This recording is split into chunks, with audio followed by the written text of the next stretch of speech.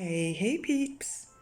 So I thought it'd be nice to make a video about my cotyledon tomantosa succulent, or as it's more commonly known as, the bear paws succulent. So when I first got it, it was this tiny little cutting. See if I can show you. So from this stalk here, it was about, without breaking off any leaves, it was about this much here from where my fingers are to the top. And I planted it and it grew, and boy did it grow. And I've had it for just over a year now. And when I first got it, because it was just one piece, it was kind of just growing lopsided to one side and spilling over the pot. And it did look cool, but it didn't look as bushy as it does now. So if you look closely, if I can kind of show you the inside there, there's the main stalk there from where it originally grew, and over here is the second stalk. So I kind of cut it from this little spot here, you can see there where my finger is, and just popped it in, and it grew, it rooted, and this was the result. Now unfortunately I don't have any footage of what it looked like before I did that, because yeah, I got a little bit overzealous and I didn't get the camera out. I was just doing my own thing and experimenting with it. Because as I said, I really didn't want to make a video about this until I knew a little bit more about it and I got to grips with it a little more and knew how to care for it properly. But now that I understand it a little better, I can make a little video and also show it off, and hopefully give you some care tips. Now, you'll notice straight away that mine looks a little bit leggy, because unfortunately I haven't been able to give it the most optimal of sunlight. But it's doing okay, and it's starting to grow. If I can show you here.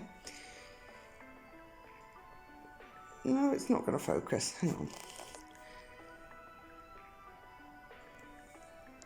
And it's starting to grow. Well, no, you can't really see it. It's all blurred. It's not going to focus.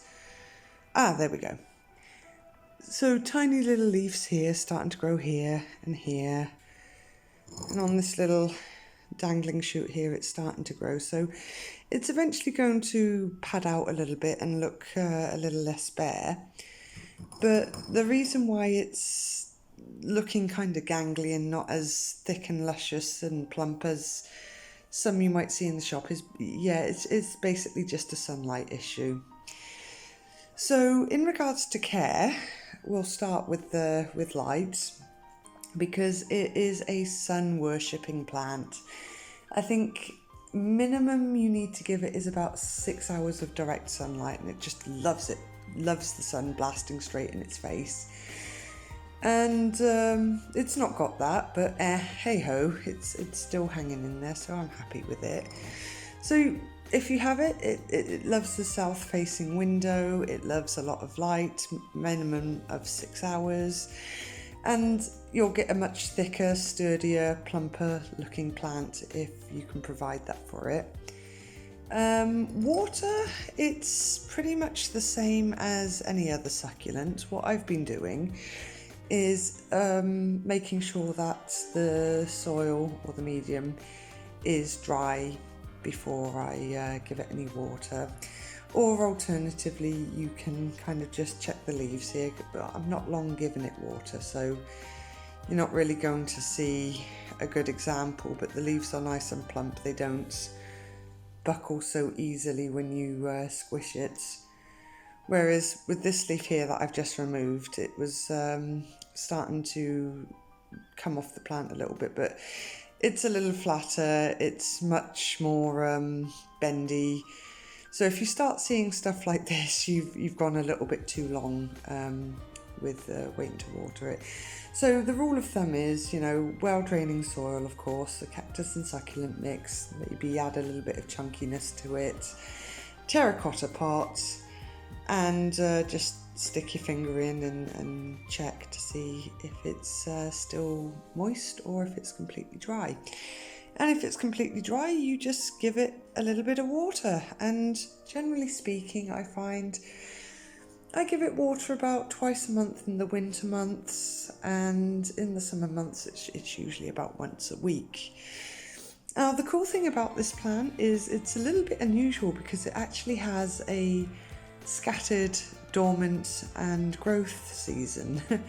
So it's dormant in the winter and in the summer, but it will have a growth spurt in the autumn and the spring. So that's actually cool to know, because I was at first a little bit confused as to why it seemed to be so on again, off again with the growth. And it turns out that's the reason. So, you know, a little bit of a fun fact there for you.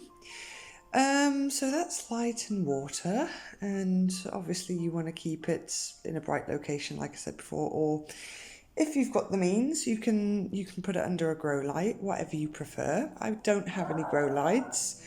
I'm sorry, my dog's being noisy outside. Hang on a second. Right, now where was I? Yeah.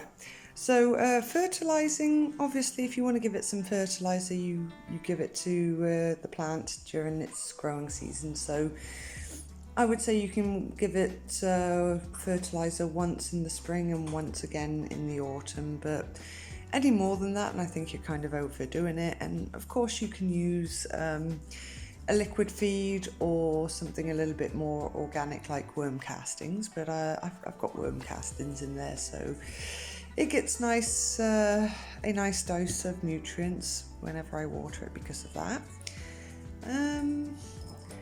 A little bit of a caution with this plant is it is actually quite toxic. So obviously you don't want to eat it.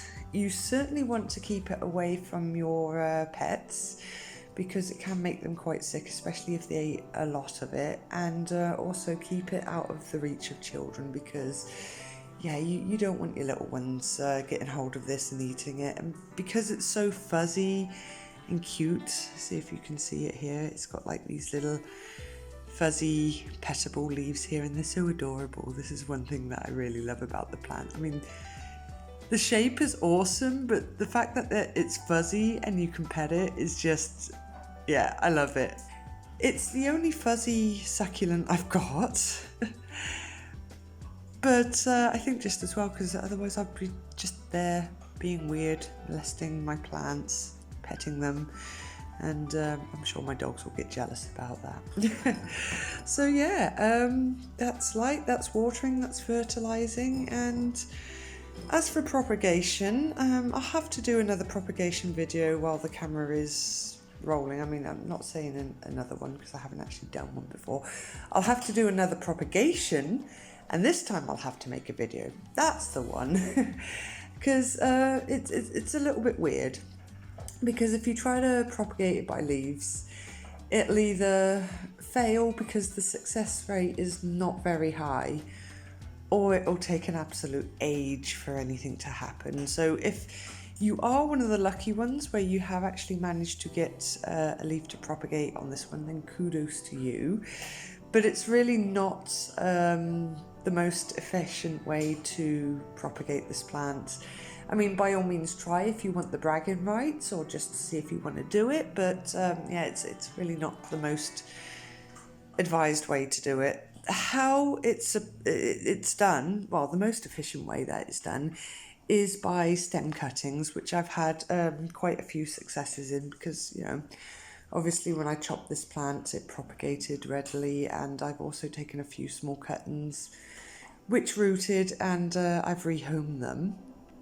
But maybe in the spring, which it's not too far away, we can do a propagation video on this one, and I can show you how it's done. But it's really not that difficult. I mean, you don't even need to use rooting hormone. I mean, to be fair, with succulents, it's really not that necessary. Can it help?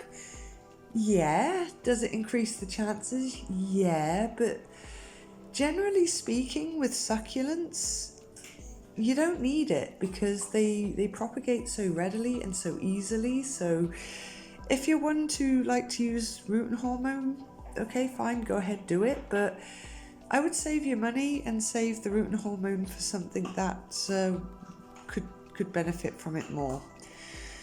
So that's about it. That's my bear paw succulent and a little bit of care about it. So I think I've waffled on long enough. I'll leave it there. Thanks for watching, peeps. As always, it's much appreciated. Much love, and I'll see you in the next video. Bye-bye.